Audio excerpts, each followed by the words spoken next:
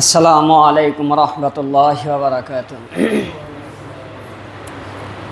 ইন্নাল হামদালিল্লাহ নাহমাদুহু ওয়া নাস্তাঈনুহু ওয়া নাস্তাগফিরুহু ওয়া নু'মিনু বিহি ওয়া নাতাওয়াক্কালু আলাইহি ওয়া নাউযু বিল্লাহি মিন শুরুরি আনফুসিনা ওয়া মিন সাইয়্যাতি আমালিনা। من يهد الله فلا مضل له ومن يضلله فلا هادي له وأشهد أن لا إله إلا الله وأشهد أن سيدنا ومولانا محمد هو المصطفى سيد الورى والشمس الهدى. وقال تعالى في كلامه المجيد وفي فرقانه الحميد: أعوذ بالله من الشيطان الرجيم بسم الله الرحمن الرحيم. يا أيها الذين آمنوا اجتنبوا كثيرا من الظن إن بعض الظن إثم ولا تجسسوا ولا يغتب بعضكم بعضا أيحب أحدكم أن يأكل لحم أخيه ميتا فكرهتموه واتقوا الله إن الله تواب رحيم. صدق الله المولانا العظيم. وقال رسول الله صلى الله عليه وسلم: من سلم المسلمون من لسانه ويده أو كما قال عليه الصلاة والسلام. بارك الله لنا ولكم في القرآن العظيم ونفعنا وإياكم بالآيات والذكر الحكيم. اللهم صل على محمد وعلى آل محمد كما صليت على إبراهيم وعلى آل إبراهيم إنك حميد مجيد. اللهم بارك على محمد وعلى آل محمد كما باركت على إبراهيم وعلى آل إبراهيم إنك حميد مجيد. রব্বে কারিমের দরবারে লাখো কোটি শুকরিয়া যে মহান আল্লাহ তাআলা আমাদেরকে প্রত্যেক সপ্তাহের ন্যায় দীর্ঘ একটি সপ্তাহ হায়াতে তয়্যিবা দান করেছেন। সুস্থতার সাথে সমস্তিষ্কে জুমার নামাজের আগ মুহূর্তে মসজিদে এসে কিছু কথা বলার এবং শোনা তৌফিক দান করেছেন। সকলে বলে আলহামদুলিল্লাহ। আজকে 26শে শাওয়াল 1446 হিজরি, 12ই বৈশাখ 1432 বাংলা, 25শে এপ্রিল 2025 ইংরেজি। আজকের এই জুমায় আমরা ধারাবাহিকভাবে আলোচনা করব জবানের হেফাজত। কোরআন ও হাদিসের আলোকে এই বিষয়ের প্রতি আলোচনা করার চেষ্টা করব। ওমা তৌফিক ইল্লা বিল্লাহ। পেয়ারে হাজিরিন, আল্লাহ পাক রব্বুল আলামিন আমাদেরকে যেই দেহ সৃষ্টি করেছেন, যেই মানব অবয়ব গঠন করেছেন, প্রত্যেকটা অঙ্গ প্রত্যঙ্গের একটি বস রয়েছে, প্রত্যেকটা অঙ্গ প্রত্যঙ্গের একটি নেতা রয়েছে।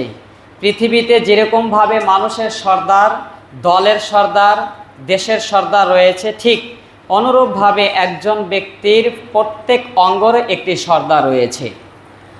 এই সর্দার বা এই লিডার, এই দেহের অঙ্গ প্রত্যঙ্গের যে গুরু, সেটি হচ্ছেন আমাদের জবান, সেটি হচ্ছে আমাদের জিহ্বা।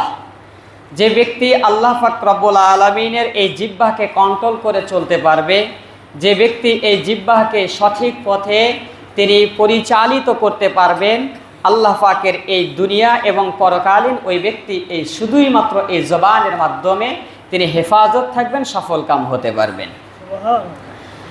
আমরা আসলে জবানের হেফাজত সম্পর্কে ধারাবাহিকভাবে বিস্তারিতভাবে আমরা ওইরকমভাবে আলোচনা আমাদের খুবই কম হয়। বিক্ষিপ্ত আকারে হলেও একসাথে আমরা জবানের হেফাজতের উপরে ওইরকমভাবে আলোচনা করতেও বলা যায় না এবং আমরা ওইরকমভাবে শোনারও অধীর আগ্রহী থাকি না। এরপরও আজকে আমরা জবানের হেফাজত সম্পর্কে আলোচনা করব, এজন্যই যে সর্বপ্রথম যাতে আমি আমার এই দেহের অঙ্গ প্রত্যঙ্গ দ্বারা কিয়ামতের দিন ক্ষতিগ্রস্ত না হই, যাতে করে আমার এই অঙ্গ আমাকে জাহান্নামের দিকে ধাবিত না করে। দুনিয়ার সব কিছুই ঠিক আছে, কিন্তু আমার শুধুমাত্র একটি দেহ, একটি অঙ্গর মাধ্যমেই সেদিন আমাকে কিয়ামতের দিন যেতে হবে। তো এই মানুষের জান্নাত এবং জাহান্নামে যাওয়ার একমাত্র যেটা চাবিকাঠি, সেটি হলো আমার জবান, সেটি হলো আমার জিহ্বা। শরীরের এই যে বস, এই শরীরের এই জিহ্বা সম্পর্কে অনেক ইতিহাসবিদ এবং মুহাদ্দিসিনে কেরাম বলেছেন, মানুষ যখন ঘুম থেকে জাগ্রত হয়, মানুষ জাগ্রত হওয়ার পর এই দেহের প্রত্যেক অঙ্গগুলো জিহ্বার কাছে মাথা নত করে দেয় এবং জিহ্বাকে দিনের শুরুতে তারা নিজেকে নত স্বীকার করে বলতে থাকে, বস সারা দিন আপনি আমাদেরকে পরিচালনা করবেন, আপনি এমনভাবে চলবেন না, আপনি এমন কাজ করবেন না যাতে করে আপনি আমাদেরকে বিপদে ফেলে দেন, আপনার কারণে যাতে আমরা ক্ষতিগ্রস্ত না হই। সুতরাং এই দেহের প্রত্যেকটা অঙ্গ প্রত্যঙ্গ এই জিহ্বাকে বস বস বস বস এজন্যই করে, জিহ্বাহের কোনো অপক্রম হলেই শরীরের ওপর তার আঘাত করে, শরীরের উপর তার শাস্তি পড়ে, যাতে করে জিহ্বাহের কোনো একটি ভুল সিদ্ধান্তর মাধ্যমে, জিহ্বাহের ভুল কোনো কর্মের মাধ্যমে গোটা দেহের উপরে যাতে শাস্তি প্রয়োগ না হয়, এজন্য গোটা এই শরীরের সমস্ত অঙ্গগুলো দিনের শুরুতে জিহ্বাকে বস বস এবং তার সাথে মাথা নত করে চলে দেয়। এই জিহ্বা সম্পর্কে বলা হয়েছে যে এই সমস্ত শরীরের যতগুলো অঙ্গ রয়েছে, এই সমস্ত অঙ্গের সবচাইতে পাওয়ারফুল এবং শক্তিশালী অঙ্গ হচ্ছে এই জিহ্বা, এবং এর ধারণ ক্ষমতা, এর শক্তি এতটাই যে একজন ব্যক্তি যদি একসাথে 5000 খাবার আইটেম সামনে নেয় এবং 5000 খাবার যদি একই সাথে আলাদা আলাদা স্বাদের খাবার যদি মুখের ভিতরে সে খাবারের জন্য একসাথে দিয়ে থাকে, এই জিহ্বা 5000 খাবারের স্বাদ একসাথে আলাদা আলাদা গ্রহণ করতে পারে। এটা এত বড়, এত ক্ষমতাশীল একটি অঙ্গ। আল্লাহ রাসূল সাল্লাল্লাহু আলাইহি ওয়াসাল্লাম এই অঙ্গকে হেফাজত করা হিসেবে, এই অঙ্গের সাথে আরও একটি অঙ্গ রয়েছে যেটি দুই ফাঁকার মধ্যে বসবাস করে, দুই চোয়ালের ভিতরে বসবাস করে জিহ্বা, আর দুই বাহুর ভিতরে বসবাস করে লজ্জা স্থান। আল্লাহর নবী সাল্লাল্লাহু আলাইহি ওয়াসাল্লাম তার উম্মতকে দুনিয়া এবং পরকালের সফলতা হওয়ার জন্য সুসংবাদ এবং সতর্ক স্বরূপ আল্লাহ নবী সাল্লাল্লাহু আলাইহি ওয়াসাল্লাম বলছেন, মান আজমালি মা বাইনা লিহলাহিহি ওয়া মা বাইনা রিজলাইহি আজমানু লাহুল জান্নাহ। আল্লাহ নবী সাল্লাল্লাহু আলাইহি ওয়াসাল্লাম বলছেন, হাদিসটি বুখারী শরীফের 6474তম হাদিস। এই হাদিসের মধ্যে আল্লাহ নবী বলেন, মান আজমালি, আমার কাছে এমন কোন ব্যক্তি এই প্রতিশ্রুতি দেবে, এই ওয়াদা করবে, মা বাইনা লাহিয়াইহি, যেটা তার দুই চোয়ালের ভিতরে রয়েছে, ওয়ামা বাইনা রিজলাইহি, এবং দুই পায়ের ফাঁকা স্থানের মধ্যে রয়েছে, এই দুইটার নিরাপত্তা সম্পর্কে যে ব্যক্তি আমাকে নিশ্চয়তা দান করবে, আজমানুল্লাহুল জান্নাহ, আমি রাসূল তার জান্নাতের জন্য সুসংবাদ দান করলাম। তোমরা আমার কাছে শুধু দুইটা জিনিসের হেফাজতের কথা বলবে, তোমরা আমাকে তোমার এই দেহের অঙ্গ প্রত্যঙ্গ থেকে দুইটি অঙ্গকে শুধুমাত্র হেফাজত করে রাখবে, সংযত করে রাখবে, নিজের কন্ট্রোলের মধ্যে রাখবে, এই প্রতিশ্রুতি যে ব্যক্তি আমাকে দিবে, আমি রাসূল তাকে জান্নাতের সুসংবাদ দেব, আমি জান্নাতের তাকে কি প্রতিশ্রুতি দান করব। এই দুটি সংবাদ বা দুটি অঙ্গ আমরা বুঝলাম এই হাদিস থেকে। দুই চোয়ালের মধ্যবর্তী স্থানে সেটা হলো জিহ্বা, আর দুই পায়ের মধ্যবর্তী ফাঁকা স্থানে সেটি হলো লজ্জা স্থান। আজকে আমরা শুধুমাত্র একটি অঙ্গ নিয়েই কথা বলবো, সেটা হলো দুই চোয়ালের মধ্যবর্তী আমার জিহ্বা, আমার জবান, দুই পায়ের মধ্যবর্তী, এটা নিয়ে আলোচনা করার আজকে সুযোগ হবে না বা সময় হবে না। আল্লাহ তাআলা এই যে আমাদেরকে দুই চোয়ালের মধ্যে জবানের হেফাজত করার কথা বলছেন, আল্লাহর নবী বলছেন, জবানের হেফাজতের যদি কোনো ব্যক্তি আমাকে প্রতিশ্রুতি দেয়, আমি তাকে জান্নাতের প্রতিশ্রুতি দান করব। অন্য আরেকটি হাদিসে আল্লাহর নবী সাল্লাল্লাহু আলাইহি ওয়াসাল্লামের সাহাবায়ে কেরাম রাসূলকে জিজ্ঞাসা করলেন, ক্বালু ইয়া রাসূলুল্লাহ আইয়ুল ইসলামি আফযল, ইয়া রাসূলুল্লাহ, ইসলামের মধ্যে সবচেয়ে উত্তম আমল কোনটি? আল্লাহ নবী বললেন, মান সালিমাল মুসলিমুনা মিন লিসানি ওয়া ইয়াদিহি, যে ব্যক্তি নিজের জবানকে এবং হেফাজত করে এবং ওই জবানের মাধ্যমে এবং হাতের মাধ্যমে অন্য কাউকে কষ্ট দেয় না, ইসলামের মধ্যে সবচাইতে উত্তম এবং ফজিলতপূর্ণ আমল হলো এটি। সুবহানাল্লাহ। আরেকটি হাদিসের মধ্যে আন সুফিয়ান ইবনে আব্দুল্লাহ আস-সাকানি قال قلت يا رسول الله, সুফিয়ান আব্দুল্লাহ ইবনে সাকানি বলেন, আমি রাসূলুল্লাহ সাল্লাল্লাহু আলাইহি ওয়াসাল্লামকে জিজ্ঞাসা করলাম, মা আখওয়াফু ওয়া মা তাখাফু আলাইয়া ইয়া রাসূলুল্লাহ, আপনি আমার কোন জিনিসের উপর সবচাইতে আমরা বেশি নিশ্চয়তা এবং ভয় করব, আমি আমার কোন জিনিস নিয়ে আমি সবচাইতে বেশি চিন্তিত থাকব? ক্বালা ফাআখাযা বিলিসানি নাফসিহি, আল্লাহর নবী সাল্লাল্লাহু আলাইহি ওয়াসাল্লাম নিজে ফাআখাযা বিলিসানি নাফসিহি, নিজের জিহ্বাকে ধরলেন, জিহ্বা বের করে হাত দিয়ে ধরলেন, অকালা হাযা, এবং এটাকে ইশারা করে বললেন, এই জিনিসটাকে তোমরা বেশি বেশি ভয় করবে, কেননা এটার জন্যই তুমি জান্নাতে যাবে, এটার জন্যই তুমি জাহান্নামে যাবে।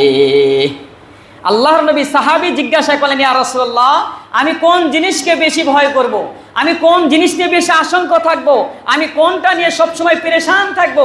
আল্লাহর নবী নিজে তার জিহ্বাকে ধরলেন, ফাআখাযা বিলিসানি নাফসিহি, আল্লাহর নবী নিজের জিহ্বাটা হাত দিয়ে ধরলেন এবং বললেন, ক্বালা হাযা, এই জিনিসটাকেই তোমরা বেশি বেশি ভয় করো, এটার প্রতি তোমরা বেশি আশঙ্কিত থাকো, পেরেশান থাকো, কেননা এটাই তোমাকে জান্নাতে নিয়ে যাবে, এটাই তোমাকে জাহান্নামে নিয়ে যাবে। এবার আপনি চিন্তা করেন, আপনার জান্নাত জাহান্নামের নির্ভরশীল একমাত্র হলো আপনার জবান, আপনার জিহ্বা। সুতরাং জিহ্বাকে হেফাজত করতে হবে, প্রতিবেশীকে এই জিহ্বার মাধ্যমে কষ্ট দেওয়া যাবে না, পার্শ্ববর্তী যারা আমার সাথে সহপাঠী বন্ধু বান্ধব আমার সাথে যারা আছে, এই জবান দিয়ে জিহ্বা দ্বারা তাদেরকে কষ্ট দেওয়া যাবে না, এবং কি লোকদের মাধ্যমে মিথ্যা সাক্ষ্য দিয়ে, মিথ্যা কথা বলে, মিথ্যা প্রতিশ্রুতি দিয়ে যাতে করে আমার এই জবানের অপপ্রচার না হয় এবং তারাও যাতে আমার কাছ থেকে কষ্ট না পায়, আল্লাহ তাআলা আমাদেরকে প্রত্যেককে তৌফিক দান করুন, সকলে বলে আমিন।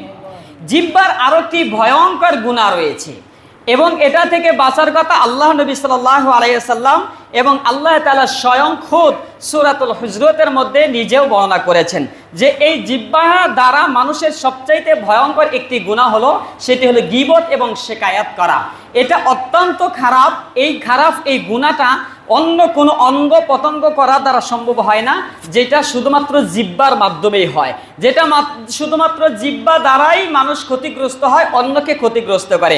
আল্লাহ তাআলা এই ব্যাপারে স্পষ্ট বলেন, ইয়া আইয়ুহাল্লাযীনা আমানু ইজতানিবু কাসীরাম মিনাজ যন্নি, হে মুমিনরা, তোমরা অপর ভাইদের প্রতি খারাপ ধারণা সৃষ্টি করো না, খারাপ কুদৃষ্টি কুধারণাও তোমরা রেখো না। আল্লাহ তাআলা বলেন শুধুমাত্র খারাপ ধারণা রাখবে, বিষয়টি এমন না। ইয়া আইয়ুহাল্লাযীনা আমানু, হে ঈমানদারেরা, লা ইয়াসখার কওমুম মিন কওমিন আসা আন ইয়াকুনু খায়রাম মিনহুম ওয়ালা নিসাউম মিন নিসাইন আসা আন ইয়াকুননা খায়রাম মিনহুম। আল্লাহ পাক রব্বুল আলামিন বলেন, হে ঈমানদারেরা, লা ইয়াসখার কওমুম মিন কওমিন, তোমার এই জবান দ্বারা, এই জিহ্বা দ্বারা তোমার কওম থেকে অন্য কওমকে উপহাস করবে না। তোমার চাইতে যারা সবচেয়ে নিচু মানের আছে তাদেরকেও নিকৃষ্টভাবে উপহাস করা যাবে না। এটা মক্কার তামিমি গোত্রের একটি স্বভাব ছিল।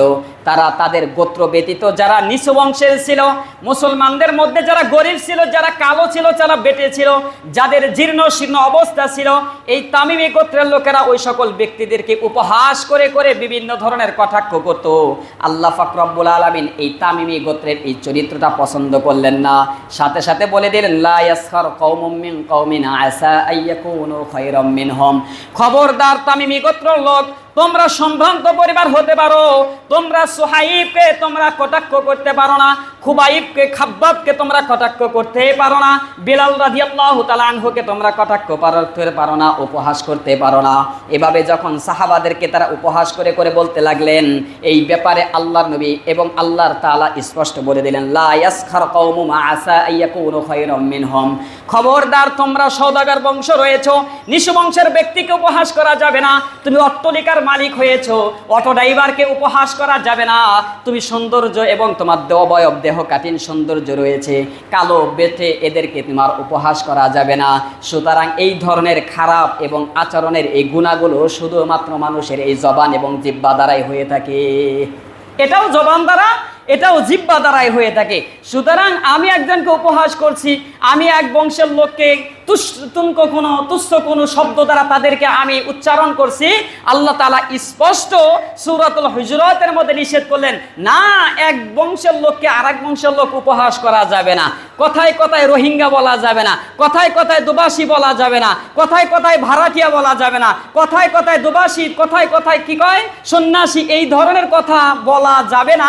এই আল্লাহ তাআলা এই আয়াতের মধ্যে স্পষ্ট করে দিলেন, যারা নিজেদের জবান দিয়েই শুধুমাত্র এই গুনাহগুলো করে থাকে, তারা মনে করছে এটা তো একটা মুখের ভাষা, আরে ভাড়াটিয়া তোমরা এইভাবে চলছো, আরে তোমরা কি কয় শরণার্থী, এটা এইখানে কয়দিন রয়েছে, এই যে তুচ্ছ একটি শব্দ শুধুমাত্র জবান দ্বারা উল্লেখ করছে, আর সাথে সাথে সেই ব্যক্তি তার নিজের জাহান্নাম নিজের নিকটবর্তী করে আনছেন। আল্লাহর নবী সাল্লাল্লাহু আলাইহি ওয়াসাল্লাম এই সকল ব্যক্তিদের ব্যাপারে বলতে চাচ্ছেন, যারা নিজের জবানকে তুচ্ছ কোনো শব্দের মাধ্যমে অন্য মুসলমানদেরকে তুচ্ছ করতে চায় এবং উপহাস করতে চায়, এবং এই জবানের অপব্যবহার করে গীবত শিকায়েত করে নিজেকে ক্ষতিগ্রস্ত করতে চাচ্ছেন, আল্লাহ নবী সাল্লাল্লাহু আলাইহি ওয়াসাল্লাম সতর্ক সুরে বলছেন, আতাদরুনা মা আকসারা মা ইদখিলুন নাসাল জান্নাহ, আমি কি তোমাদেরকে সুসংবাদ দিব না যেই কারণে মানুষ, অধিকাংশ মানুষ জান্নাতের মধ্যে যাবে? আল্লাহ নবী সাল্লাল্লাহু আলাইহি ওয়াসাল্লাম বললেন, মা আকসারা ইদখিলুল জান্নাহ, যেই কারণে মানুষ বেশি বেশি জান্নাতে যাবে, দুটি কারণ। একটি কারণ হলো তাকওয়াল্লাহ, একটি হলো আল্লাহর ভয়। তাকওয়া যার ভিতরে পরিপূর্ণভাবে ঢুকবে, ওই ব্যক্তিগুলো বেশি বেশি জান্নাতে যাবে। ওয়া হুসনুল খালকি, এবং উত্তম চরিত্র যার মধ্যে পাওয়া যাবে, এই ব্যক্তিগুলোই জান্নাতের মধ্যে যাবে। সুতরাং তাকওয়া এবং উত্তম চরিত্র এটা শুধুমাত্র আপনার জবানের মাধ্যমেই হেফাজত হয়। উপহাস করার দ্বারা উত্তম চরিত্র থাকে না, গীবত করার দ্বারা উত্তম চরিত্র থাকে না। কাউকে শরণার্থী, কাউকে এইভাবে ভাড়াটিয়ে, কাউকে তুচ্ছ শব্দ দ্বারা উচ্চারণ করে অপর মুসলমানকে তুচ্ছ করা, এটা উত্তম চরিত্রের মধ্যে থাকে না। সুতরাং আল্লাহ তাআলা, আল্লাহ রাসূল বললেন, তাকওয়াল্লাহ ওয়া হুসনুল খালকি, এই দুইটা যার মধ্যে পাওয়া যাবে তারা বেশি বেশি জান্নাতে যাবে। আতাদরুনা মা আকসারা মা ইদখিলুন নাসান নার, আমি কি তোমাদেরকে বলে দেব না কারা জাহান্নামে বেশি বেশি যাবে? আল্লাহর পয়গম্বর বললেন, আল জাওফান, দুটি ব্যক্তি, দুটি ফাঁকা জায়গার মাধ্যমে মানুষ জাহান্নাম বেশি হবে। আল ফামু ওয়াল ফারজু, একটি হলো মুখ, একটি হলো জিহ্বা। আল ফারজু, আরেকটি হলো দুই রিজাল, অর্থাৎ দুই পায়ের মধ্যবর্তী ফাঁকা স্থান, সেটি হলো লজ্জা স্থান। সুতরাং বেশিরভাগ মানুষ জাহান্নামে যাবে আল ফামু ওয়াল ফারজু, জবান এই জিহ্বার মাধ্যমে এবং লজ্জা স্থানের মাধ্যমে। হাদিসটি 2000 তিরমিজি শরীফের 2004 নম্বর হাদিসে আল্লাহর নবী আমাদেরকে এইভাবে বয়ান করে বললেন যে অধিকাংশ মানুষ জান্নাতে যাবে দুই কারণে। একটি হবে তাকওয়াল্লাহ ওয়া হুসনুল খালক, উত্তম চরিত্র এবং আল্লাহর ভয়। আর দুই কারণে মানুষ বেশি বেশি জাহান্নামে যাবে, একটি হলো জবান, জিহ্বা, আর একটি হলো লজ্জা স্থান। এই দুই কারণে যারা বেশি বেশি অপব্যবহার করবে তারা জাহান্নামের দিকে যাবে। যারা এই জবানকে কন্ট্রোল করবে না, লজ্জা স্থানকে কন্ট্রোল করবে না, লজ্জা স্থানকে বেপরোয়া করে দেবে, জবানকে বেপরোয়া করে দেবে, যখন তখন যাকে তাকে গালি দিবে, তুচ্ছ করবে, আল্লাহ নবী বললেন এই ব্যক্তিগুলো বেশে বসে স্বভাবে ভালো হলেও এদের নিকৃষ্ট চরিত্র এবং এই চরিত্রের দ্বারাই তাদের জন্য জাহান্নামে যাওয়াটাই যথেষ্ট হয়ে যাবে। আজকে আমরা কি দেখতে পাচ্ছি? আমরা আমাদের লজ্জাস্থানগুলোকে বা আমাদের এই সমাজে নিজেদের লজ্জাকে কি পরিমাণ হেফাজত করছি, বা লজ্জাস্থানকে হেফাজত করার, কন্ট্রোল করার কতটুকু আমরা সেফ রয়েছি। আজকে তো মুখে বলতেও লজ্জা লাগছে যে বাংলাদেশে 92% মুসলিম রাষ্ট্র যে দেশ, যেটা শাহ মাকদুম শাহ ওলিউল্লাহ শাহ মুহাদ্দিসিন দেহলভী রহমাতুল্লাহি আলাইহির উত্তরসূরিদের এই প্রত্যেকটা পবিত্র বা মাতৃভূমিতে, এই জন্মভূমির ঢাকার রাজধানীর প্রাণকেন্দ্রে যে সকল জায়গাতে মুসলমানের সন্তান হয়ে, মুসলমানদের ঘরের নারী হয়ে, কারো স্ত্রী হয়ে, কারো মা হয়ে, কারো বোন হয়ে ঢাকার টিএসসি মোড়ে এবং বিভিন্ন শাহবাগের চত্বরগুলোতে আমরা দেখতে পেরেছি আমাদের মা বোনেরাই তারা নিজেদের লজ্জা এতটাই হীনমন্যতা করে দিয়েছে যে তারা যৌন অপকর্ম, বেশ্যা নারীগুলো আজকে নিজেদের যৌন কর্মী বলে তারা দাবি জানাচ্ছে। এটা আবার রাষ্ট্রীয়ভাবে পাশ করার জন্য সেটা উত্থাপন করেছে। এটা কোনো মুসলিম স্বভাব এবং সুচরিত্র কোনো বাবা এবং সুশীল কোনো শান্ত সমাজ এটাকে মেনে নিতে পারে না। ব্যবসাগিরি করবে, এটা তো লজ্জাজনক জিনিস। এটা আবার বহির্বিশ্ব ইউরোপিয়ান বিভিন্ন রাষ্ট্রের কথা আমাদেরকে দোহাই দিচ্ছে যে অন্য অন্য রাষ্ট্রে। আরে আপনারা মনে হয় আমাদেরকে ইতিহাস নতুন করে শোনাতে চাচ্ছেন। আমরা আমাদের জাতিকে সতর্ক করতে চাই এবং আমরাও বলতে চাই, রাষ্ট্রীয় যদি কোনো উন্নত কোনো রাষ্ট্রের সাথে স্বভাবগতভাবেই যদি ব্যবসা নারীদেরকে যদি যৌনকর্মী হিসেবে আপনি ঘোষণা দিতে চান, তাহলে আপনি ফ্রান্সের দিকে লক্ষ্য করুন, নরওয়ের দিকে লক্ষ্য করুন, ইউরোপের আরো বেশ কয়েকটি রাষ্ট্র রয়েছে, সেখানে যৌনদেরকে ব্যবসা নারীদেরকে যৌনকর্মী বলে তাদেরকে উপমা দেওয়া হয় না, উপাধি দেওয়া হয় না, বরং ওই রাষ্ট্রের নির্দিষ্ট একটি শাস্তি রয়েছে। যারা যৌনকর্মীদের সাথে যৌন কাজ করবে, ওই পুরুষ যদি ধরা পড়ে রাষ্ট্রীয়ভাবে তাদেরকে শাস্তির ব্যবস্থা করা হয়েছে। সুতরাং যেই দেশে ব্যবসা করা নারী এবং যৌনকর্মীর আপনি ওপেনলি ভাবে ব্যবসাখানা খোলার পরিকল্পনা করছেন, ওই দেশে আপনার মেয়ে, আপনার বোন, আপনার সুললা সুবলা স্কুল কলেজ মাদ্রাসা ছাত্রীগুলো যখন ধর্ষিত হয়, তাদের শাস্তি নিশ্চিত করতে আপনাকে কোন সেই সাদা চামড়ার কোন দেবতা কিংবা কোন রাম ঠাকুর বাধা প্রদান করছে? জাতি সঠিক সময় আপনার কাছে জবাব গ্রহণ করবে। আপনি মনে করিয়েন না যে আমি আজকে প্রধান উপদেষ্টার কাতারে রয়েছি, দেশের প্রত্যেকটা শিশু থেকে নিয়ে বয়োবৃদ্ধ মানুষগুলো আমাকে মহব্বত করছে। এ দেশের জমিনে আপনি যখন তখন যে নিয়ম চালু করবেন, দেশ তো ভালোভাবেই চালাচ্ছেন, সেখানে আমাদের কোনো প্রশ্ন নাই। কিন্তু যখন এই রাষ্ট্রের কোনো মানুষের ক্ষতি এবং ইসলামের ক্ষতি করতে চাইবেন, আপনি মাগনা ভালোবাসা পেয়েছেন, এই ভালোবাসার কদর আপনি তখনই বুঝবেন যখন কোনো অন্য কোনো ফ্যাসিস্ট এবং স্বৈরাচারের মতো আপনার এই স্বভাব এবং আপনার উপর আচরণ করা হবে। কারণ মাগনা ভালোবাসার মূল্য পাওয়া যায় না। ওলামায়ে কেরাম দাবি জানাচ্ছে, দেশের সাধারণ মানুষগুলো দাবি জানাচ্ছে, নারী সংস্কৃতি এই সকল বিভিন্ন জায়গাতে দুটি কারণ নিয়ে উল্লেখ করেছেন। আরো একটি ব্যবসার নতুন একটি পরিকল্পনা চলছে, সেটা তারা উত্থাপন করেছে যে বিবাহের মাধ্যমে নারীদেরকে এইভাবে একটি বাধ্যতামূলক করা হচ্ছে, নারীদের স্বাধীনতাকে হরণ করছে। এটা কোরআন সুন্নাহর বাধ্যতামূলক হওয়ার কারণেই নাকি। সুতরাং এই দুটি আইন যদি পাশ করা হয়, এদেশের মুসলমান বলে পরিচয় দেওয়ার আর থাকবে না। আজকে স্কুল কলেজে বাবার পরিচয়, আগামী 20 বছর পরে বাবার পরিচয় আর কোনো সন্তান মানুষ হতে পারবে না। বহির্বিশ্বে কুত্তা কুত্তির যেরকম বাবার পরিচয় নাই, মায়ের পরিচয় একমাত্র শুধুমাত্র সন্তান বড় হয়, মায়ের পরিচয় শুধুমাত্র সন্তান সফল হয়, মায়ের পরিচয় মাদ্রাসা স্কুলগুলোতে লেখাপড়া করছে, কেননা বাবার কোনো হিসাব নাই। সুতরাং আজকে যদি এই আইন পাস হয়, যৌনকর্মী কিংবা বিবাহে তালাক রেজিস্টারের মাধ্যমে এখানে যদি এই আইন যদি বিপত্তি করে এটাকেও যদি বানচাল করে নতুন আইন প্রয়োগ করা হয়, আগামী 20 বছর পরে আপনার সম্ভ্রান্ত মুসলিম পরিবারের সন্তান বাবার পরিচয় খুঁজে পাবে না। সুতরাং আজকে আমরা নিজেদের লজ্জাস্থান হেফাজত করব তো দূরের কথা, আমরা লজ্জাকে আরো বিলীন করে দিয়ে আমরা ব্যবসাখানা খোলার জন্য প্রস্তুতি গ্রহণ করছি। আর আমরা জুমার নামাজ, 5 ওয়াক্ত নামাজ, মসজিদে তালিম সবকিছুই করছি, কিন্তু আমরা একবারও খবর রাখছি না এই ছোট্ট সূক্ষ্ম একটি আইন প্রয়োগের মাধ্যমে এদেশের ইসলাম, শান্তি, শৃঙ্খলাকে ধুলোয় মিশে দিয়ে যাচ্ছে। আমরা শুধু রাষ্ট্রের ভালো দেখলে হবে না, এই রাষ্ট্র তখনই ভালো থাকবে যখন ইসলামী শরীয়ত সম্মতভাবে প্রত্যেকটা মানুষ নিরাপদে ঘুমাইতে পারবে। আল্লাহ তাআলা আমাদেরকে সঠিক এবং যথাযথভাবে কোরআন সুন্নাহর জ্ঞান প্রত্যেকটা জায়গা থেকে হেফাজত করে আমাদেরকে আমল করা তৌফিক দান করুন। সকলে বলে আমিন।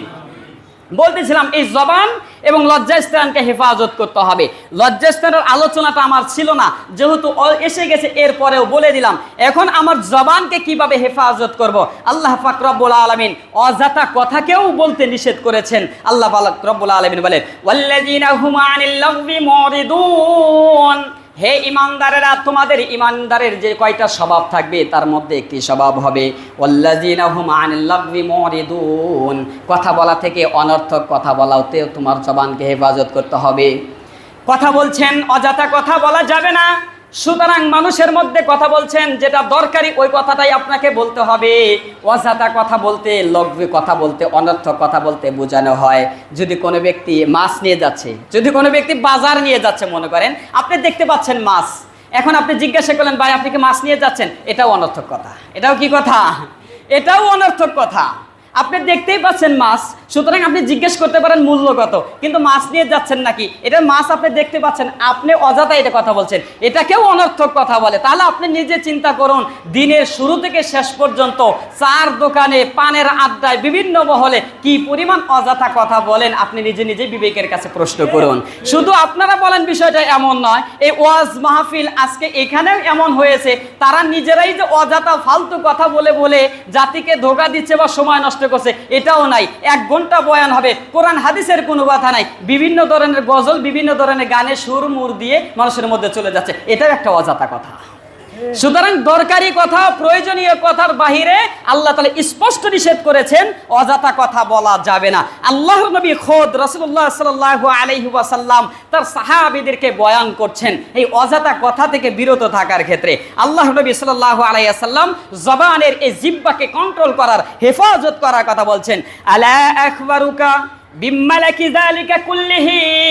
আল্লাহ নবী সাল্লাল্লাহু আলাইহি ওয়াসাল্লাম তার সাহাবীদেরকে বয়ান করছেন, আলা আখবারুকা বিমালাকি যালিকা কুল্লিহি, হে আমার সাহাবীরা, আমি কি তোমাদেরকে এমন একটি জিনিসের, এমন একটা বিষয়ের কথা বলবো না যেটা তোমাদের সকল বিষয়ের ভিত্তি এবং মূল হবে। আল্লাহ নবী বলেন, কুফি আলাইকা হাযা ওয়া ইশারা ইলা লিসানিহি। এই কথা বলে তার নিজের জিহ্বার দিকে ইশারা করলেন, জিহ্বার দিকে ইশারা করলেন।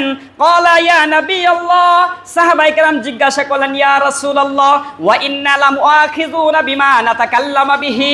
ইয়া রাসূলুল্লাহ, আমার এই জবান দ্বারা, এই জিহ্বা দ্বারা আমি যে কথাগুলো বলবো, এগুলোর জন্যই কি আমাকে জবাবদিহি করতে হবে কিনা? আল্লাহ নবী সাল্লাল্লাহু আলাইহি সাল্লাম সাহাবীদের মুখ থেকে এই জবান শুনে বললেন, ক্বালা সাকিলাতকা উম্মুকা ইয়া মুআজ। এটা আরবিদের প্রভাত একটি কথা, তোমার মা তোমার থেকে মুখ ফিরিয়ে নিক। এরপর আল্লাহ ফাকরব, আল্লাহ রাসূল বলেন, হাল ইয়াকুব্বুন নাস ফিন নারি আলা ওয়ুজুহিহিম ইল্লা হাসাইদু আলসিনাতিহিম। আল্লাহ নবী সাল্লাল্লাহু আলাইহি সাল্লাম ওই সকল সাহাবীদেরকে বললেন, হে আমার সাহাবীরা, তোমরা কেমনে বললে আমার মুখ থেকে যে কথা হবে ওই কথারই হিসাব দিতে হবে কিনা? আল্লাহ নবী বললেন, হা হা হা, শুধুমাত্র হিসাব দিতে হবে বিষয়টি এমন নয়। হাল ইয়াকুব্বুন নাসা ফিন নারি আলা ওয়ুজুহিহিম, তোমরা কি দেখো না এই জবানের মাধ্যমে, এই জবানের কারণেই শুধুমাত্র অধিকাংশ মানুষ জাহান্নামে যাবে। ইল্লা হাসাইদু আলসিনাতিহিম, জবান ছাড়া অন্য মানুষ এত জাহান্নামে যাবে না যেই পরিমাণ মানুষ শুধুমাত্র এই জিহ্বার কারণে জাহান্নামে যাবে। সুতরাং আল্লাহ নবী বলতে চাইলেন, হ্যাঁ, তুমি মনে করছো তোমার মায়ের জন্য ঝগড়া করছো, জবান তো বিষয়টা তোমার মায়ের, কিন্তু মুখ দিয়ে কথা বলছো তুমি। বিষয়টা তোমার ভাইয়ের, কিন্তু গালি দিয়েছো তুমি। বিষয়টা তোমার বাবার, মুখ দিয়ে গালি দিয়েছো তুমি। বিষয়টা তোমার নেতার, মুখ ব্যবহার করেছো তুমি। বিষয়টা তোমার বন্ধুর, মুখ ব্যবহার করেছো তুমি। সুতরাং আল্লাহ তাআলা কোন বিষয় বুঝবে না, কার ইস্যু সেটাও বুঝবে না। তোমার মুখ থেকে, তোমার জিহ্বা দিয়ে যেই জবানগুলো বের হয়েছে, পৃথিবীর যে কোনো মানুষের জন্য যার হয়ে, যার বিষয় হয়ে, যার ইস্যু নিয়ে তুমি কথা বলো না কেন, হিসাব তোমাকেই দিতে হবে, হিসাব তোমাকেই দিতে হবে। আপনি এখন মনে করবেন আর অমুকের সাথে ঝগড়া বাজছে, আমার বন্ধুর সাথে করছে, সুতরাং আমি হয়তো তার হয়ে 2-1টা বোকা দিলে, আমি হয়তো 2-1টা তার সাথে মিথ্যা কথা বলে, মিথ্যা সাক্ষ্য দিলে হয়তো বিষয়টা তার উপরেই করে যাবে। কিয়ামতের দিন হয়তো আমি বলবো যে এটা তো আমার বিষয় ছিল না, সুতরাং আমি অমুকের জন্য এই কথা বলেছি। না না না, হিসাব তার হবে না, হিসাব আপনি আপনার জবান দিয়ে বের করেছেন, আপনার জবান দিয়েই আপনার কথা যেটা বের হয়েছে, আপনাকেই আল্লাহর ইনসাফের কাঠগড়ায় দাঁড়াতে হবে। এটা আল্লাহ নবী সাল্লাল্লাহু আলাইহি ওয়াসাল্লাম এই বর্ণনা করলেন, এই বয়ান করলেন। এখন আমাদের আমলের বিষয়, আমরা জবানকে কিভাবে হেফাজত করব। এই হাদিসের গুলো থেকে, এই জবানের হেফাজত গুলোর, এই হাদিসগুলো থেকে একটি ঘটনা আমি আপনাদের সামনে বলছি। ঘটনাটি হলো আল্লামা আব্দুল্লাহ ইবনে মুবারক রাহিমাহুল্লাহের যুগে ঘটেছেন এবং খুব আব্দুল্লাহ ইবনে মুবারকের সাথে ঘটেছেন। জবানের হেফাজতের ব্যাপারে আব্দুল্লাহ ইবনে মুবারক রাহিমাহুল্লাহ উনি একটি ঘটনা উল্লেখ করেছেন ওনার একটি কিতাবের ভিতরে। আগে শুনুন, আব্দুল্লাহ ইবনে মুবারক উনি কত বড় আলেম ছিলেন, ওনার মর্যাদা কত বড় ছিলেন, উনি কত বড় মুহাদ্দিসিন ছিলেন। উনি দীর্ঘ 6 মাস হাদিস পড়াইতেন, আর বাদ বাকি 6 মাস তিনি জিহাদের ময়দানে কাজ করতেন। আব্দুল্লাহ ইবনে মুবারকের ব্যাপারে মুহাদ্দিসিনে কেরাম বলেন যে এই ব্যক্তির মর্যাদা কত, এই ব্যক্তির সম্মান কত। কয় এই যে খাপড়ি টুপিগুলো যা আছে, যেমন এই ধরনের টুপি যা আছে, এই টুপিগুলো পরে আসমানের দিকে উপর দিকে তাকাইলে এই টুপি পরার পর মানে হঠাৎ করে মাথার টুপি পরে যাবে, এই টুপি পরার পর আর আপনার দৃষ্টি আসমানের দিকে যতদূর পর্যন্ত যাবে, আব্দুল্লাহ ইবনে মুবারকের মর্যাদা আল্লাহ তাআলার কাছে এত বড়। সুবহানাল্লাহ। এই আব্দুল্লাহ ইবনে মুবারক রাহিমাহুল্লাহ উনি এই জবানের হেফাজত সম্পর্কে এক মহিলাকে নিয়ে একটি ঘটনা ঘটেছে তিনি বর্ণনা করছেন। আমি হজে গিয়েছিলাম, হজ থেকে ফেরার পথে এক মহিলাকে আমি দেখতে পাইলাম যে এই মহিলা উটের হাওদার বাহির দিয়ে ঘোরাঘুরি করছে। এখন আমি তার কাছে গিয়ে জিজ্ঞাসা করলাম, আম্মাজান আপনি এখানে কেন ঘোরাঘুরি করছেন? সুতরাং এই ঘোরাঘুরি করা দেখে ওই মহিলার কাছে গেলেন আব্দুল্লাহ ইবনে মুবারক রাহিমাহুল্লাহ, ওই মহিলাকে গিয়ে সালাম দিলেন, আসসালামু আলাইকুম ইয়া রাহমাতুল্লাহি ওয়া বারাকাতুহু। মহিলাকে যখন সালাম দিলেন, মহিলা স্বাভাবিক কোনো মহিলা ছিলেন না, 2-4-10টার মতো মহিলা ছিলেন না। সুতরাং আব্দুল্লাহ ইবনে মুবারক যখন সালাম দিলেন, আসসালামু আলাইকুম ওয়া রাহমাতুল্লাহ, মহিলা তার সালামের উত্তর ওয়ালাইকুম আসসালাম বললেন না। জবানের হেফাজতের জন্য মহিলা শুধুমাত্র কোরআনের আয়াত দ্বারা মানুষকে ইঙ্গিত করে করে কথা বলে, ঠিক অনুরূপভাবে এই মহিলা আব্দুল্লাহ ইবনে মুবারকের কথায় কোরআনের আয়াত দ্বারা উত্তরের জবাব দিলেন, সালামুন কাওলাম মির রাব্বির রহিম। আব্দুল্লাহ ইবনে মুবারক বুঝলেন ইনি আমার সালামের জবাব দিলেন। এরপর আব্দুল্লাহ ইবনে মুবারক বলতে লাগলেন, কোথা থেকে এসেছেন? মহিলা এবার আরবি দিয়ে আবার জবাব দিলেন, ওয়া আতিম্মুল হাজ্জা ওয়াল উমরাতা লিল্লাহ। মহিলা বুঝাইতে চাইলেন আমি হজ করতে উমরা করতে এখানে এসেছিলাম, সুতরাং এভাবে বলতে লাগলেন। এরপর আবার আব্দুল্লাহ ইবনে মুবারক বললেন, আপনি কেন হাওদার পিছে ঘোরাঘুরি করছেন? আপনি কি রাস্তা ভুলে গিয়েছেন কিনা? মহিলা আবার তিনি কোরআনের আয়াত দ্বারা জবাব দিলেন, ওমাই ইউদ্লিলিল্লাহু ফালা হাদিয়া লাহু। আব্দুল্লাহ ইবনে মুবারক বুঝলেন এই মহিলা রাস্তা ভুলে গিয়েছে, বাড়ি খুঁজে পাচ্ছে না, রাস্তা খুঁজে পাচ্ছে না। আব্দুল্লাহ ইবনে মুবারক রাহিমাহুল্লাহ এবার আবার জিজ্ঞাসা করলেন, কি করছেন, কি করবেন? এবার মহিলা বলেন, ওয়াদারহুম ফি তুগয়ানিহিম ইয়ামাহুন। আমি রাস্তা ভুলে গিয়েছি, যার কারণে আমি শুধু ঘুরপাক করছি। এভাবে তিনি আরবিতে উত্তর দিতে লাগলেন প্রশ্নের কথা, যেটা প্রশ্ন করে শুধুমাত্র কোরআনের আয়াত দ্বারা শুধুমাত্র ইঙ্গিত করে। আব্দুল্লাহ ইবনে মুবারক নিজে নিজে ভাবতে লাগলেন, আরে এ তো কেমন মহিলা, আমি প্রশ্ন করি আমার আরবি ভাষায়, আমি তাকে জিজ্ঞাসা করছি আর সে আমার সাথে কথা না বলে শুধু কোরআনের আয়াত বলে আর বুঝাইতে চাচ্ছে এই ঘটনা ঘটছে। তো আব্দুল্লাহ ইবনে মুবারক মনে মনে ভাবতে লাগলেন, 2-4-5টা আয়াত তো সকলেরই মুখস্থ থাকে, সুতরাং এতে আশ্চর্য হওয়ার কোনো কিছু নাই। এবার আব্দুল্লাহ ইবনে মুবারক উনি বললেন যে এবার আমার উটের হাওদায় উঠুন, আমি আপনাকে বাড়িতে পৌঁছে দিচ্ছি। সুতরাং আপনার বাড়িটা কোথায় এটা একটু আপনি আমাকে বলেন। ওই মহিলা আবার আরবিতে প্রশ্নের জবাবে কোরআনের আয়াত থেকে দিলেন, মা কানা লি আহলিল মাদিনাতি ওয়া মা হাওলাহুম মিনাল আরাব। মহিলা বুঝাইতে চাইলেন আমার বাড়ি শহরের আশেপাশেই, আমার বাড়ি গ্রামের একেবারে অজপরা গায়ে নয়, সুতরাং শহরের আশেপাশেই। এবার আব্দুল্লাহ ইবনে মুবারক এত বড় আলেম, এত বড় মর্যাদাশীল ব্যক্তি, ওনার কাছে শুধু আরবি কোরআনের আয়াত দিয়ে উত্তর দিচ্ছেন। এবার তিনি নিজের বরত্ব এবং নিজের একটু কোয়ালিফিকেশনটা বোঝানোর জন্য উটের সামনে এই হাওদার সামনে বসে বসে তিনি আরবি কবিতা পাঠ করতে লাগলেন, আরবি শের পাঠ করতে লাগলেন। মানে বুঝাইতে যাচ্ছেন আরে আপনি আরবিতে উত্তর দিচ্ছেন, এবার আমি কত বড় আলেম আর আমার কতটা যোগ্যতা আছে, এবার আপনি একটু বুঝুন। আছে না আমরা নিজের যোগ্যতা বোঝানোর জন্য। ঠিক আব্দুল্লাহ ইবনে মুবারক ওই উটের হাওদার সামনে বসে তিনি আরবি এভাবে কবিতা পাঠ করতে লাগলেন। মহিলা ভিতর থেকে জবাব দিলেন, ফাকরাউ মা তায়াসসারা মিনাল কুরআন। মহিলা আব্দুল্লাহ ইবনে মুবারককে ইশারা করলেন, ইঙ্গিত করলেন, হে আব্দুল্লাহ ইবনে মুবারক আপনি আরবিতে শের পাঠ করছেন, ঠিক আছে সমস্যা নাই, ফাকরাউ মা তায়াসসারা মিনাল কুরআন। সুতরাং আপনি আরবি শের দিনের শুরু থেকে শেষ পর্যন্ত পাঠ করলে একটি নেকিও আপনি পাবেন না, কিন্তু কোরআনের আয়াত যদি পাঠ করেন প্রত্যেকটা হরফে হরফে 10 নেকি পাবেন।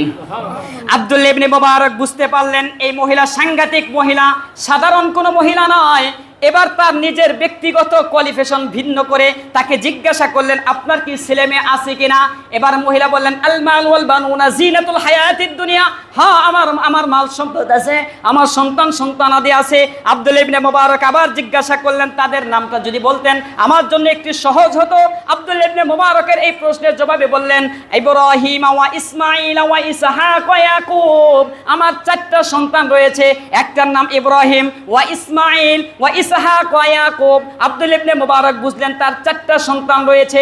কথোপকথন করতে করতে এই মহিলাকে নিয়ে শহরের আনাচে কানাচে যখন গেলেন, দেখতে পাইলেন 4 জন সন্তান বৃদ্ধর কাছাকাছি, বয়স্ক ব্যক্তি মোটামুটি হয়েছে। এই 4 জন দীর্ঘক্ষণ পর্যন্ত মাকে তছনছ করে আরবের মক্কার গলিতে গলিতে খুঁজছেন, কিন্তু মাকে পাচ্ছেন না। হাউদা থামানো দেখে মাকে যখন খুঁজে পাইলেন, এই মা তখন বাড়ির ভিতরে গেলেন, সন্তানদেরকে বলে গেলেন, ইন্নামা নুতঈমুকুম লিওয়াজহিল্লাহ।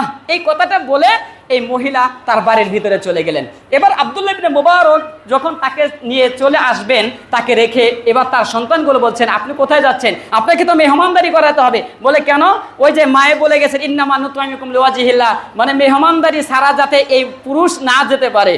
তো তার মার এই কথায় সন্তানরা বুঝতে পারছেন যে আমার মা এইকে মেহমানদারির কথা বলছে, সুতরাং তাকে মেহমানদারি না করে যাওয়া দেওয়া যাবে না। আব্দুল্লাহ ইবনে মুবারককে মেহমানদারি করাচ্ছেন। আব্দুল্লাহ ইবনে মুবারক জিজ্ঞাসা করলেন, আমি আপনাদের কাছে একটি প্রশ্ন করতে চাচ্ছি, আপনার মাকে সেই আরবের ওই মক্কার গলিতে আমি হজ থেকে তিনি রাস্তা ভুলে গিয়েছে, আমি তখন থেকে বিভিন্ন ধরনের প্রশ্ন করছি, অযথা একটি কথাও আমার সাথে বললেন না, এবং যতগুলো জবাব দিয়েছেন শুধু কোরআনের আয়াতের ইঙ্গিত দিয়ে দিয়েছেন।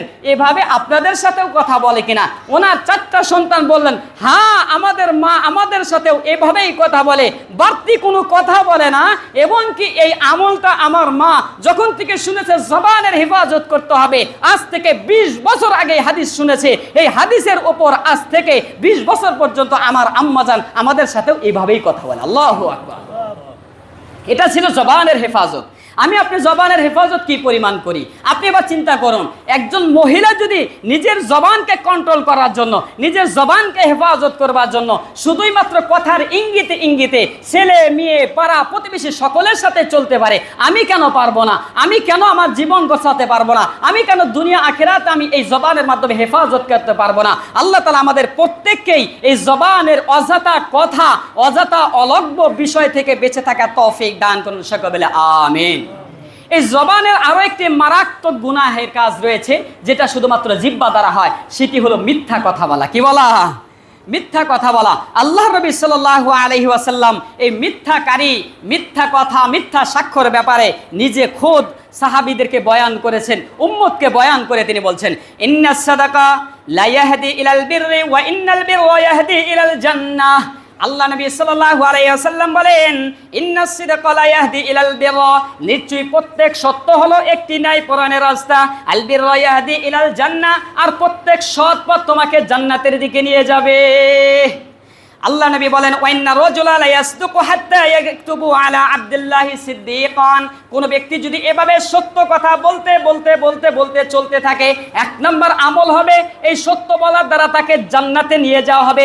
2 নম্বর কথা হবে আবদুল্লাহি সিদ্দিকান, এই ব্যক্তি সত্য বলার দ্বারা আল্লাহর আরশে আযমের মধ্যে সত্যবাদী আল্লাহ তাআলা নাম লিপিবদ্ধ করে দিবে। সুবহানাল্লাহ। এটা সত্যবাদীদের জন্য শুধু মর্যাদা।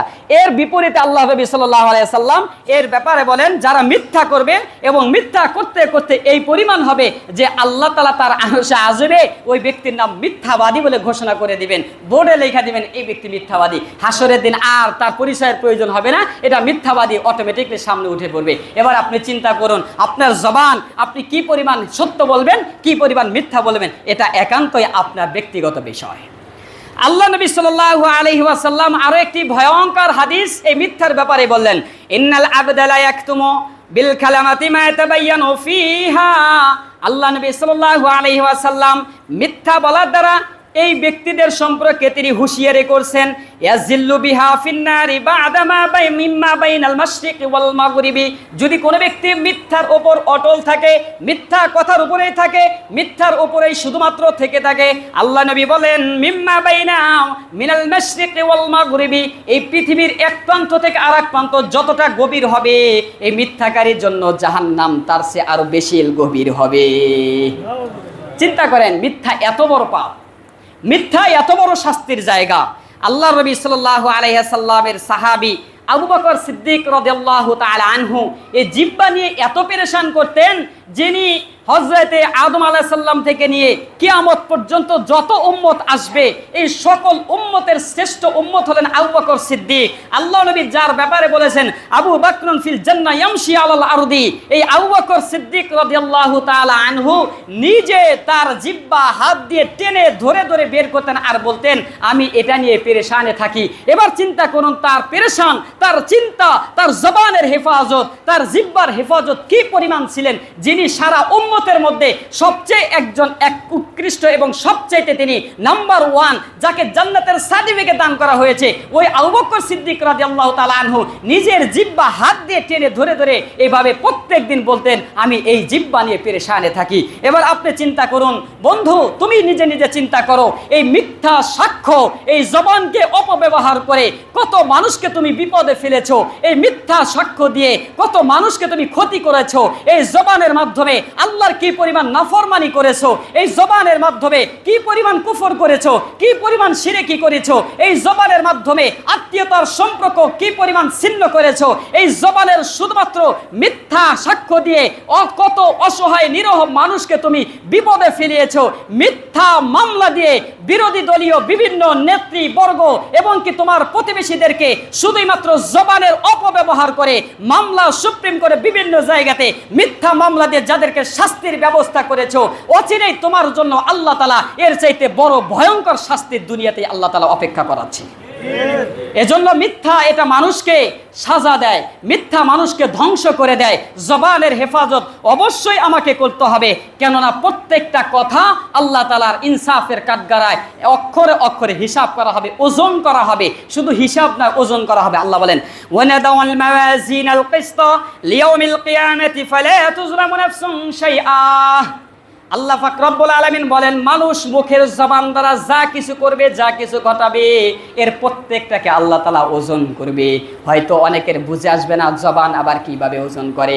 আপনি যদি আপনার ব্রেনের মাধ্যমে মানুষের গবেষণার মাধ্যমে একটা ঘুষি দিলে কি পরিমাণ ওজন হয় সেটা যদি ওজন করা যায়, আমার আল্লাহ যেই ব্রেন তোমাকে দান করার মাধ্যমে ঘুষির ওজন তুমি করতে পারো, ওই আল্লাহ তোমার জবানের ওজন করতে পারবে না, এটা তুমি চিন্তাও করিও না। সুতরাং তোমার জবান কি পরিমাণ গুনাহ করলে, কি পরিমাণ মিথ্যা বললে, কি পরিমাণ মিথ্যা সাক্ষ্য দিলে কি পরিমাণ গুনাহ হবে, কত পরিমাণ ওজন হবে, প্রত্যেকটার আমল আল্লাহ তাআলা ইনসাফের কাঠগড়া কিয়ামতের দিন তোমাকেই দেখাবে। সুতরাং এই কথা মনে করিয়েন না যে আমি মিথ্যা বলছি এটার ওজন হবে না, আমি কথা বলছি আমার হিসাব দিতে হবে না, এই কথা দ্বারা কোনো ব্যক্তি পার পাবে না। এবং কি আপনার এই অঙ্গ প্রত্যঙ্গের যে বস, এই বসও সেদিন নিজের স্বয়ং এই জিহ্বা এই বসও সেদিন মাথা নত করে বলে দেবে হ্যাঁ এই কাজ আমার দ্বারা করেছে, এই কথা আমার দ্বারা বলেছে, এই কথা আমার দ্বারা করেছে। সুতরাং আমরা আমাদের এই জবানকে হেফাজত করবো তো ইনশাআল্লাহ। জবানের হেফাজতের অর্থ হলো এই জবান দ্বারা নেক কাজ, জিকির, আল্লাহর প্রশংসার প্রতি আমাকে বেশি বেশি জবানকে ব্যবহার করা। জবানের হেফাজতের অর্থ হলো এই জবান দ্বারা মিথ্যা পরিহার করা, সত্যকে উন্মোচন করা, সত্য সাহসী কণ্ঠে প্রত্যেকটা বাতিলের প্রতিবাদ করা হলো জবানের হেফাজত করা। আজকে আমরা দেখতে পাচ্ছি আমাদের এই মিথ্যা জবানের মাধ্যমে ঠুনকো কোনো বিষয়ে হাজারো মানুষের জীবন যাচ্ছে, ঠুনকো কোনো বিষয়ে মানুষের রক্তাক্ত হয়ে যাচ্ছে। আমরা বিগত এক সপ্তাহ আগেই দেখেছি একটা নারী, দুটি নারীর মিথ্যা সাক্ষ্যর মাধ্যমে, মিথ্যা মুখের এই জবানের এই জিহ্বার ইশারাতে একবার তাকবাগে তাগরা যুবক রয়্যাল মিডিয়া ভার্সিটি পড়ুয়া সেই পারভেজের জীবনটাও শুধুমাত্র এই মুখের জবানের একটু মিথ্যা ইশারার মাধ্যমে তাকে নির্ধারভাবে জীবন দিতে হয়েছে। শুধু তাই নয়, এই মিথ্যা অপপ্রচার কটাক্ষ করেই আজকে আমাদের পার্শ্ববর্তী দেশ হিন্দুস্তানে এটাকেই আমরা দেখতে পাচ্ছি, সেখানে এই মিথ্যা কথা বলেই, মিথ্যা ইতিহাস রচিত করেই হাজারো মুসলমানের রক্তাক্ত করেছে, মসজিদগুলোকে ভেঙে রাম মন্দিরে পরিণত করেছে। তার একটি চূড়ান্ত দৃষ্টান্ত, মিথ্যার একেবারেই চূড়ান্ত কৌটার ইতিহাস হলো 2013 কিংবা 14 সালে আমরা দেখেছি বাবরি মসজিদের উত্থাপন করেছে মোদী সরকার। উনি ক্ষমতায় আসার জন্য পুরা ভারতবর্ষের মানুষকে মিথ্যার জালে আবদ্ধ করে রেখেছে। কেউ এই ইতিহাস সাক্ষ্য উন্মোচন করতে পারে নাই। কোনো মুসলমান তখন তার জবানের মাধ্যমে সত্যকে উন্মোচন করতে পারে নাই, কেননা তারা জবানের হেফাজত করা শেখে নাই। কি মিথ্যা রটিয়েছিল? তিনি বলেছিলেন এই বাবরি মসজিদ এটা রাম মন্দির, সুতরাং তিনি তার এই মূল ভিত্তি উত্থাপন করেছিল এই রাম মন্দিরের মধ্যে রামের জন্ম হয়েছে, সুতরাং যেখানে রামের জন্ম হয়েছে এটা রাম মন্দির হবে, এটা মসজিদ হবে না। আমি আমার প্রত্যেক ধর্মগ্রন্থের ব্যক্তিদেরকে আমি সঠিক এবং সত্য ক্ষুদ্র জ্ঞানে প্রশ্ন করতে চাই, সে ব্যক্তি ধর্মের গ্রন্থ মানুক বা না মানুক, কিন্তু প্রত্যেক ব্যক্তির কাছে প্রত্যেক ধর্মের উপাসনালয় সবচেয়ে বড় পবিত্র। কথা ঠিক? মসজিদ এটা কোনো নামাজ পড়ুক বা না পড়ুক, ওই বেনামাজির কাছে মসজিদ সবচেয়ে পৃথিবীর জমিনের সবচেয়ে পবিত্র স্থান। হিন্দু পূজা করুক বা না করুক, তাদের মন্দিরগুলো সবচেয়ে পবিত্র স্থান। গির্জায় তারা খ্রিস্টানরা তারা গির্জায় উপাসনালয় করুক বা না করুক, গির্জা তাদের ধর্মের কাছে সবচেয়ে পবিত্র স্থান। আমি আপনাদের কাছে প্রশ্ন করতে চাই, এই পবিত্র স্থানে কোনো নাপাকি এখানে হায়েজ নেফাস হবে, এখানে প্রসাব করবে, এটা কোনো ধর্মের মানুষ এটা মেনে নিতে পারবে? সুতরাং হিন্দুরাও তাদের মন্দিরে গিয়ে সন্তান প্রসব করার জন্য নারীকে ওই মন্দিরে উপস্থাপন করে না, খ্রিস্টানরাও তাদের নারীদের সন্তান হবার জন্য ওই গির্জায় উপস্থাপন করে না, মুসলমানেও তাদের নারীদের সন্তান হবার জন্য পবিত্র মসজিদে উপস্থাপন করে না। তাহলে 2014 সালে মিথ্যা একটি সাক্ষ্য আর মিথ্যা রটিয়ে যেটা বলেছিলেন রামের জন্ম হয়েছিল এই রাম মন্দিরের মধ্যে, এটা নিঃসন্দেহে একটি মিথ্যা অপবাদ দিয়ে দাঙ্গামা বাজিয়ে মসজিদকে মন্দির বানিয়ে হাজারো মানুষের রক্ত খেয়েছে, হাজারো মুসলমানের জীবন খেয়েছে শুধুমাত্র একটি মিথ্যা সাক্ষ্যর মাধ্যমে। সুতরাং আজকে আমাদের সময় এসেছে এটা বুঝিয়ে দিতে হবে, যুক্তির মাধ্যমে হোক, দলিলের মাধ্যমে হোক, হিন্দু ভাইদের হিন্দুর মাধ্যমে বুঝাও যে হ্যাঁ ভাই তোমাদের কাছে পবিত্র স্থান মন্দির, তোমার কোনো মা বোন ওই পবিত্র মন্দিরকে নাপাক করার জন্য সেখানে সন্তান প্রসব করতে যেতে পারে না। তোমাদের প্রভু যদি রামের জন্মই হয়ে থাকে, মন্দিরে হয়নি বাহিরে হয়েছে, সুতরাং ওটা রাম মন্দিরের নাম করে বাবরি মসজিদকে শহীদ করে দেওয়া হয়েছে। আজকেও গোটা ভারতবর্ষে মিথ্যার সয়লাভ দিয়ে দিয়ে ভারতকে ধ্বংস করেছে, এবং কি তার মিথ্যা চক্রান্তে গোটা বাংলাদেশেও আজকে মানুষগুলো ওই মিথ্যার জালে আবদ্ধ হয়ে ভাসছে। এই যে গরমের দিন লোডশেডিং দেখা দিয়েছে, বিগত বছরগুলোতে লোডশেডিং কেন লোডশেডিং জানেন? এই মোদি এত চোর আর এত মিথ্যাবাদী, যিনি ওনার রাষ্ট্রে একটি নেতা সুভাষের একটি মন্দির ছিল, ওই মন্দিরে একটি স্বর্ণের ঘন্টি ছিল, ওই ঘন্টি ওই স্বর্ণেরটা নিয়ে তিনি পিতলেরটা দিয়েছে, ওই মন্দিরেও তিনি চুরি করতে বাধ্য করে নাই, বাংলাদেশ থেকেও তিনি কম চুরি করে নাই। বিগত বছরগুলোতে আমাদের দেশে জ্বালানি আসতো ইন্ডিয়া থেকে, এই যে জ্বালানির মাধ্যমে আমাদের কারেন্ট আসে, এবার রিসার্চ করে গবেষণা করে এটাকে তল্লাশি করে দেখা গিয়েছে ওই মোদি বাংলাদেশ থেকে যে জ্বালানিগুলো দেয় তার উপরে শুধু কয়লা থাকে, নিচে থাকে কাদামাটি। এই কাদামাটির কারণে আর মাত্র জ্বালানি পাওয়া যায় না, যার কারণে কিছুদিন চলে আর কিছুদিন ওই কাদামাটির মাধ্যমে আর চলে না, পুরা দেশ তখন এভাবে লোডশেডিং এ চলে যায়। এই মিথ্যা এভাবে আমাদের উপর চাপিয়ে দেওয়া হচ্ছে, আর আমরা আমাদের জবানকে কন্ট্রোল করেছি, আমাদের এই জবানগুলোকে হকের আওয়াজে পরিণত করতে পারছি না, আমরা আমাদের এই জবানগুলো দ্বারা বাতিলের প্রতিহত করতে পারছি না। সুতরাং জবানের হেফাজত বলতে তখনই বুঝাবে আপনার জবান দ্বারা যখন তাগুতি শক্তি, ইহুদি শক্তি, মূর্তি পূজক এবং কি তিত্ববাদী কখনো যদি আমার উপর চড়াও হয়, আমাদের উপরে মিথ্যা আশ্বস্ত দিতে চায়, জবানের হেফাজতের প্রথম কার্যকর হবে আপনার জবানের এই সাহসী কণ্ঠের মাধ্যমে সকল বাতিলকে প্রতিহত করা হবে। জবানের সবচেয়ে বড় হেফাজত। পারবো তো আমরা ইনশাআল্লাহ? যদি না পারি এই জবান আপনার বিপক্ষে সাক্ষ্য দেবে। আল্লাহ বলেন ওয়াকালু লিজুলুদিহিম লিমা শাহিদতুম আলাইনা, প্রত্যেক মিথ্যাবাদী এবং জবানকে যারা লাগামহীনভাবে ছেড়ে দিয়েছে এই ব্যক্তিগুলো তারা আল্লাহর কাছে বলবে, জাহান্নামীরা আল্লাহকে বলতে লাগবে, তাদের এই ত্বককে জিজ্ঞাসা করবে, জিহ্বাকে জিজ্ঞাসা করবে আমাদের বিপক্ষে কেন সাক্ষ্য দিচ্ছ? ওই সাক্ষ্য দেওয়ার ক্ষেত্রে জবান বলে দেবে ক্বালু আনতাকানাল্লাহুল্লাযী আনতাকা কুল্লা শাই। এই জবান এবং ত্বকগুলো বলবে এই দ্বারা আমাকে অপব্যবহার করেছে, মিথ্যা সাক্ষ্য দিয়েছে, মিথ্যা মামলা করিয়েছে, মিথ্যা চক্রান্ত করিয়েছে, সুতরাং আজকে আমাদের উন্মুক্ত বাক শক্তি দেওয়ার কারণে আমি তোমার বিপক্ষে যা ঘটেছে সব কিছু উন্মোচন করে দিব।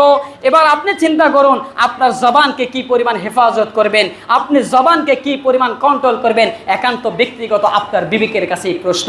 আল্লাহ তাআলা আমাকে এবং আপনাদের প্রত্যেককেই পরিপূর্ণ জবানের হেফাজত করে দুনিয়া এবং পরকালীন সফলতা অর্জন করা তৌফিক দান করুন। সকলে আমিন। নাসরুম মিনাল্লাহি ওয়া ফাতহুন করিব। যারা কাবুল চারে